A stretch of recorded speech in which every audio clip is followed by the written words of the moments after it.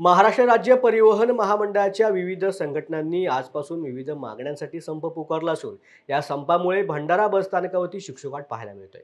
संपाचा फटका सर्वसामान्य प्रवाशांना बसला असून आज पोळ्याचा पाडवा असल्याने शाळा, महाविद्यालय, शासकीय, निमशासकीय कार्यालयांना सुट्टी असल्यामुळे प्रवासी संख्या कमी आहे।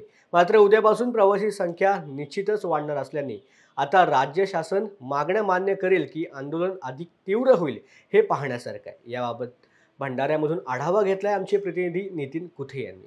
महाराष्ट्र राज्य परिवहन महामंडळाच्या चालक वाहक कर्मचाऱ्यांच्या 10 पेक्षा अधिक संघटनांच्या वतीने आजपासून राज्यभरात संप पुकारलेला आहे।